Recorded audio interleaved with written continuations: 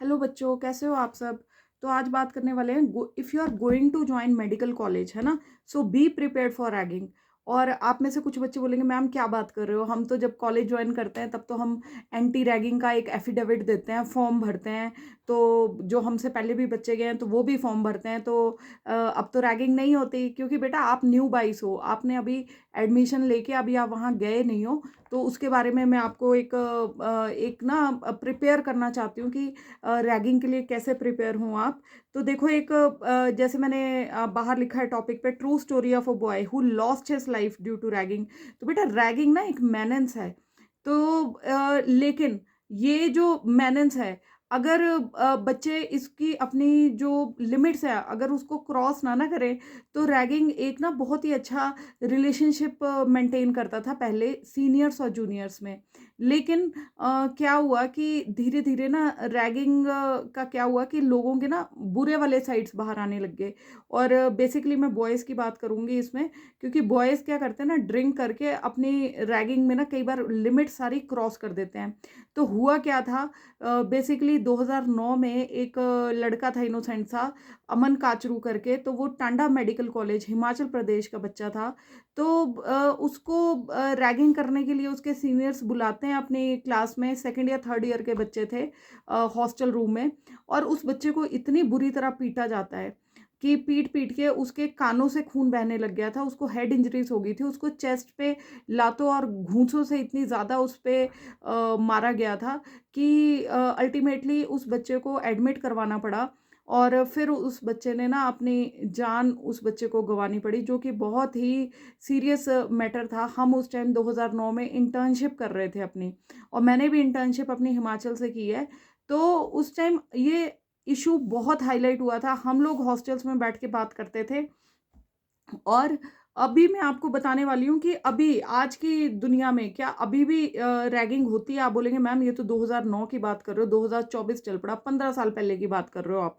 तो बेटा अभी हिमाचल में 4-5 दिन पहले एक वीडियो वायरल हुई है, बाहरा यूनिवर्सिटी है सोलन में, जहाँ पे एक बच्चे की वैसे ही पिटाई की गई है। बट वो पिटाई ये था कि उस बच्चे ने आवाज़ उठा दी अपने टाइम पे, और उसको भी उसके सीनियर्स ने दारू वगैरह पी के उसकी उस बच्चे को मार कुटाई करी है उस बच्चे की, लेकिन उसने अपनी आवाज़ राइट टाइम पे उठा दी। और इसलिए उस बच्चे की ना वीडियो भी बहुत वायरल हुई है कि बच्चे अपना शराब वराब पी के उस बच्चे को तंग कर रहे हैं, ठीक है। तो अब इसमें क्या है कि देखो, आपको ना सारे एस्पेक्ट्स पता होने चाहिए, गुड रैगिंग क्या होती है, बैड रैगिंग क्या होती है, किस लिमिट तक आपको सहनी है चीज़ें। क्योंकि और आपको कैसे प्रिपेयर्ड होके जाना है रैगिंग के लिए, कि किस-किस चीज़ के लिए आप प्रिपेयर्ड रहो, किस एक्सटेंट तक आपको गिव इन करना है रैगिंग के लिए। और आपको ये भी पता होना चाहिए कि जब लिमिट्स क्रॉस हो जाएँ तो आपको कैसे आवाज़ उठानी है, किसके पास जाके बोलना है, राइट? और कहाँ पे आपको डरना है, कहाँ पे आपको नहीं डरना है। तो उसके बारे में आज मैं बात करूँगी, बॉयज़ की रैगिंग, गर्ल्स की रैगिंग, उसके बारे में बात करेंगे, ठीक है? तो टॉपिक वाइज़ आते हैं। तो जो मैंने आपको बाहर लिखा है प्रूफ, तो प्रूफ में बेटा जब आप सर्च मारोगे ना, अमन काचरू का भी सर्च सर्च मारोगे 2009 का, आपके सामने आ जाएगी चीज़ें।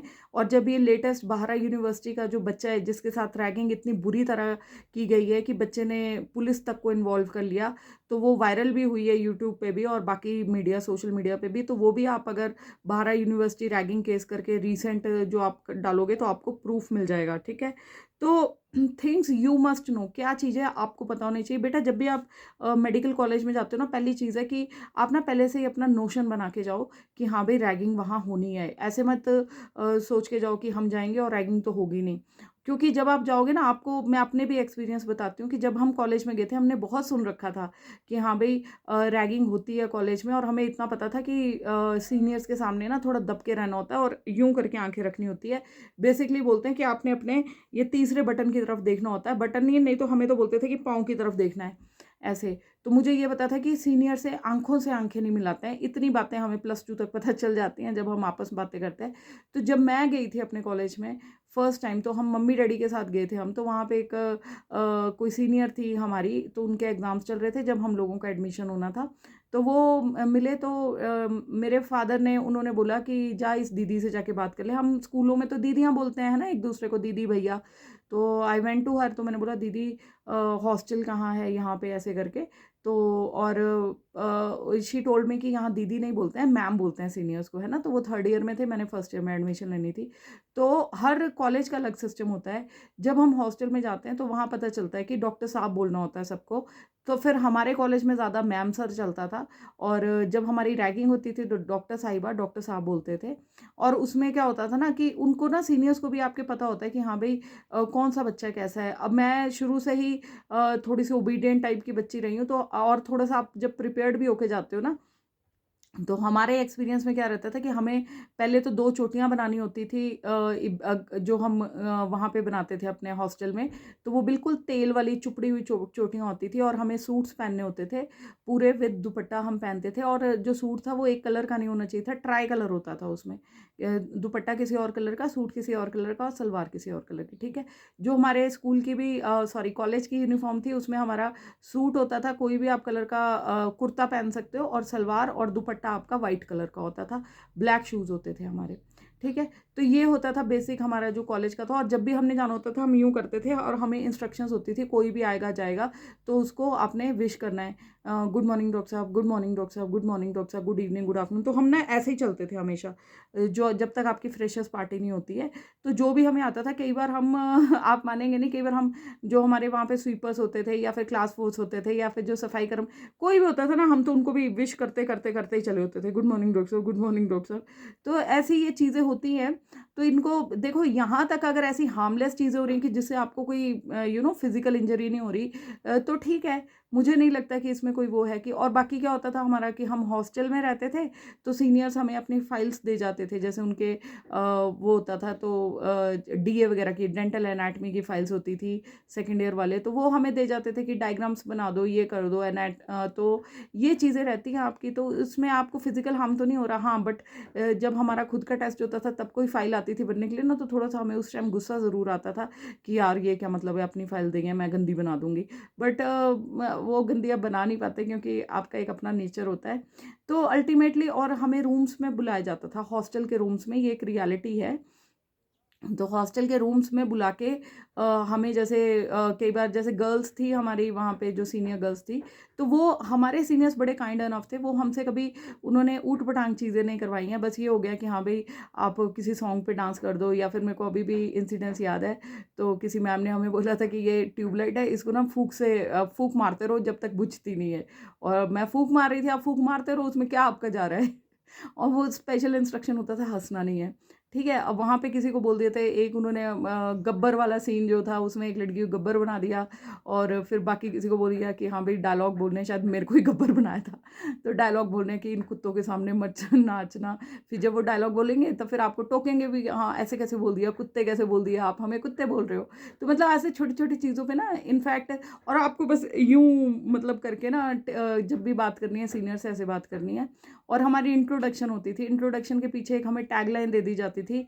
जैसे वहाँ पे हमारे एक कोई भी आपको जैसे झाड़ियों के पीछे ऐसे दे देंगे।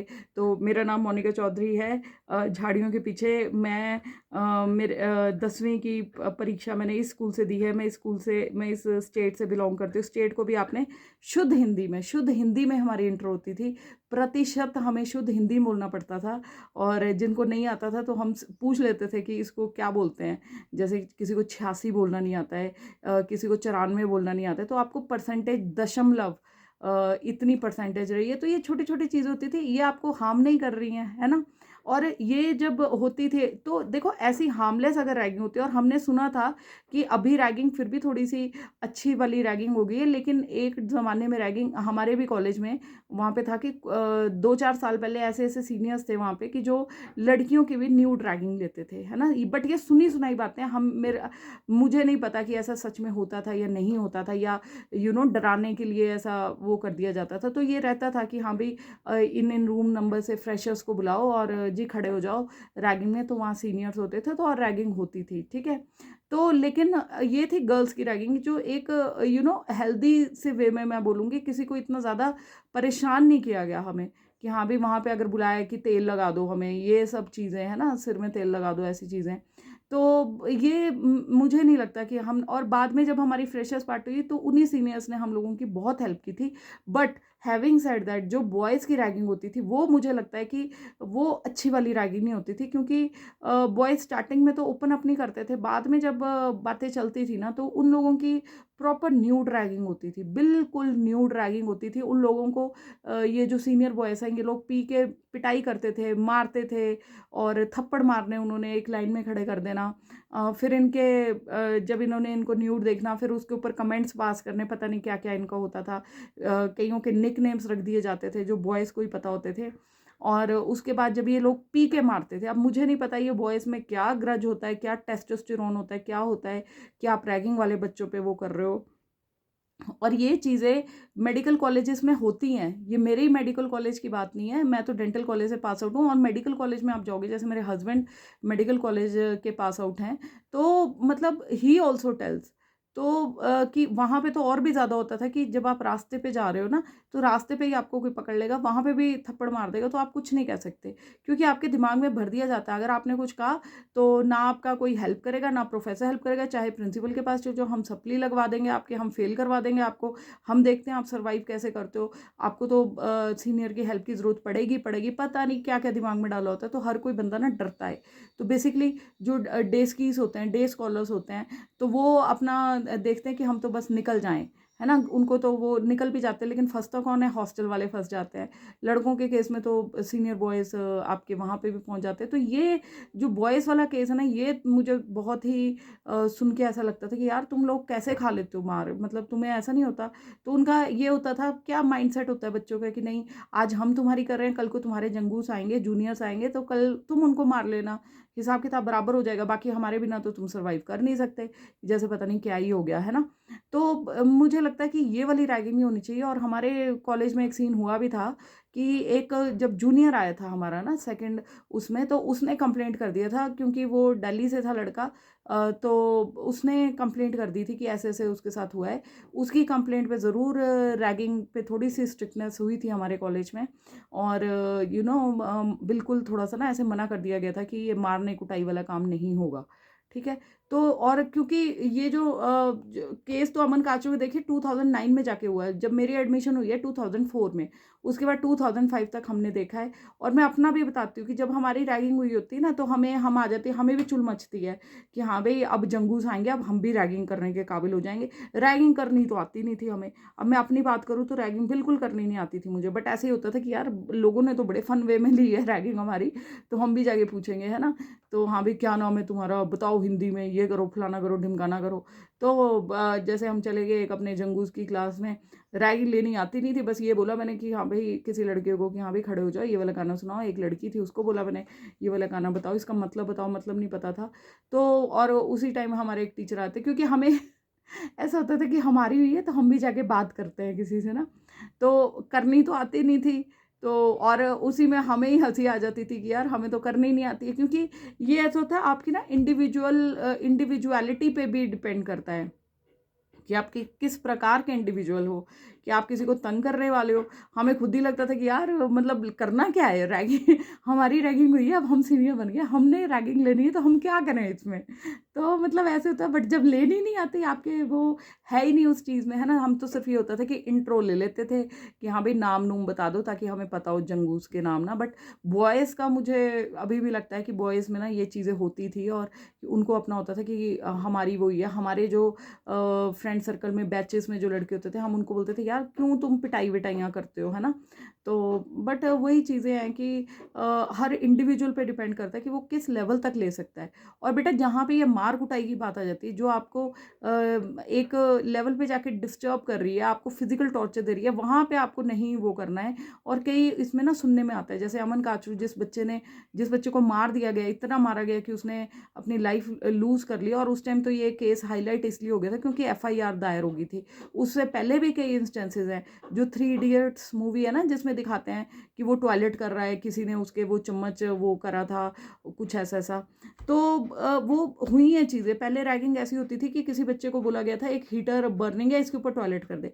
जब आप टॉयलेट कर रहे हो तो वाटर में सॉल्ट मिला दोगे ना, कभी भी गुड कंडक्टर ऑफ इलेक्ट्रिसिटी बन जाता है आपका जो ये टॉयलेट होता है, जो आप यूरिन है इसमें ऑलरेडी जब कंटेंट्स देखोगे ना, तो this is good conductor of electricity. और वो बच्चा एक्सपायर कर गया थे, ये बहुत पुरानी बात है, हमने भी सुनी हुई है कि मेडिकल कॉलेजेस में ऐसी ऐसी रैगिंग होती है ना। तो थोड़ा डर भी लगता है जब आप मेडिकल कॉलेज में जाते हो। इवन जब ये अमन काचू का केस हो गया था उसके बाद ही ये एंटी रैगिंग वाले रूल्स आए थे, एंटी रैगिंग वाले एफिडेविट आए थे, कॉलेजेस ने निकाले थे, आप देख लेना, आप गूगल करोगे आपको सब मिलेगा। तो उसमें उसके बाद ऐसा हुआ था कि ये साइन करना शुरू हो गए थे कि हम ना रैगिंग के खिलाफ हैं हम, और इतने का फाइन है ना, हम मतलब अगर कोई लेता है तब भी we are free to complaint, और हम किसी की लेंगे नहीं रैगिंग, ऐसे वैसे साइन ना आपसे करवाए जाते हैं कि रैगिंग के केस में मुझे सस्पेंड भी किया जा सकता है। तो ऐसी जो चीज़ें हैं, बट स्टिल ये रैगिंग ना अभी भी बॉयज़ में, जब मेरा अपना भाई अपना मेडिकल कॉलेज में गया तो मैं उसको बोल रही थी, मुझे लगा कि वो सेफ़ है, कि वहाँ पे रैगिंग नहीं होती है। बट जब मैंने उससे पूछा तो ही टोल्ड, मैंने कहा यार भाई तेरी रैगिंग होती है? तो उसने बोला हाँ होती है, बट वहाँ पे ना मार कुटाई वाली रैगिंग नहीं होती थी। वहाँ पे जो रैगिंग होती थी वो होती थी कि जैसे उनको बोलते थे कि आप पुशअप्स करो, इतने पुशअप्स करने कि जो ये शीशा है ना, इसके ऊपर पता नहीं उनको बोला जाता था कि आपके मुंह से ऐसे वो ऐसे करके, सॉरी, ऐसे करके जो स्टीम निकलती है उससे मतलब ये पूरा कवर होना चाहिए, और आपको इसके ऊपर अपना नाम लिखना है। तो उनकी ऐसी रैगिंग होती थी। But ragging in any case I condemn this, कि ऐसी वाली रैगिंग नहीं होनी चाहिए। हाँ, और जो फिल्मों में आप देखते हो ना, truths and myths about ragging के बारे में भी डिस्कस करते हैं। जो फिल्मों में रैगिंग होती है, आप लोग देखते हो कि किसी के पास गए कि प्रपोज कर दे, ये कर दे, वो कर दे, उसमें तो कई बार दिखाते हैं कि स्वीट वाली रैगिंग होती है, बट वैसी भी होती है। बट ये नहीं है कि बहुत ज़्यादा, क्योंकि आजकल थप्पड़ खाने को भी मिल जाते हैं, है ना। तो ये एक वो रियलिटी है। अब जैसे कई लोग मजाक उड़ाते हैं रैगिंग में, उसको जाके ये बोल दे, उसको जाके ये बोल दे। तो आपको कुछ ऐसा नहीं है, अगर सीनियर के पास जाने को कोई बोलता भी है तो बहुत ज़्यादा बदतमीजी वाले सीनियर्स नहीं होते आजकल। तो पहली बात तो है कि अगर आपको नहीं ठीक लग रहा है आप उनको मना कर सकते हो, बट फिर भी आपको लगे कि फन वे में आपने वो चीज़ करनी है तो जाके आप बोल दो कि हाँ भाई हमारे रैगिंग हो रही है मैम, इसलिए हम ये चीज़। तो हमारे सामने भी ऐसे हुआ है, जूनियर्स ने बोला है कि हाँ भाई हमारी रैगिंग हो रही है तो इसलिए किसी ने भेजा है, ये वो, तो फन वे में भी ली जाती थी चीज़ें, है ना। बट जो ये फिजिकल, आपको देखो, अगर फिजिकल किसी ने पहली बार किसी को मारा है या पीटा है, ठीक है, आपको चल गया ना पता किसी ने पीटा है, और आपने देखो अगर आप अकेले हो, आपके सामने बंच ऑफ सीनियर्स है, आपके सामने 10 सीनियर्स हैं और आप अकेले, उन्होंने पकड़ लिया, एक आधा चपेड़ मार दी आपको, ठीक है, आपको पता चल गया, वहां पे अकेले नहीं लड़ने बैठ जाना, समझ आई ना। एक आधी चपेड़ खाई है आपने, ठीक है, आ जाओ, उसके बाद उस चीज़ के खिलाफ ना आप आवाज़ उठाओ कि हाँ भाई ये लोग मेरे साथ फिजिकल हो गए थे। और कई बार सुनने में आए कि कई कॉलेजेस भी ऐसे होते हैं कि जहाँ पे बच्चे बोलते हैं कि हमने ये चीज़ अपने प्रोफेसर को बताई या प्रिंसिपल को बताई। नॉर्मली आजकल के उसमें सुनते हैं लोग, बट अगर आपकी बात कोई नहीं सुने या उस पर एक्शन नहीं ले तो आप सीधे एफआईआर करवा दो, कोई देयर इज़ नो वे वो। और आप ये सोचे कि हाँ भाई हमें कल को जाके परेशान करेगा कोई या ऐसे करेगा कोई, तो ऐसा कुछ नहीं है। दुनिया में देखो दो तरह के लोग होते हैं, एक अच्छे भी मिलेंगे बुरे भी मिलेंगे। तो ऐसा तो है नहीं कि किसी ने हेल्प नहीं की तो वो चीज़ होगी। अगर हेल्प नहीं कर रहा है कोई तो टीचर्स किस लिए, आप टीचर से पूछो ना। बाकी अगर आपके कुछ सीनियर्स ने ऐसा किया है तो सारे ही एकदम से अगेंस्ट नहीं हो जाएंगे, कुछ वहाँ पे ऐसे भी होंगे कि वो तब भी आपकी हेल्प करेंगे कि हाँ भाई जो नेगेटिव चीज़ है तो वो नेगेटिव चीज़ है, आप अपने फियर्स डिस्कस कर सकते हो, है ना। तो थोड़ा सा कई बार बच्चे फील करते हैं कि मुझे बिल्कुल साइडलाइन कर दिया जाएगा। तो बेटा देखो, जो बुली करने वाले होते हैं ना वो बुली करने की कोशिश तो आपको हमेशा करेंगे, बट आजकल का जो ज़माना है ना ये सोशल मीडिया का ज़माना है, ठीक है। तो आपको पता होना चाहिए आपके राइट्स का भी, you should be aware of your rights. Because मेरे को ऐसा लगता है कि जहाँ पे ये फिजिकल वाली चीज़ आ गई वहाँ पे नहीं आपको गिव इन करना चाहिए।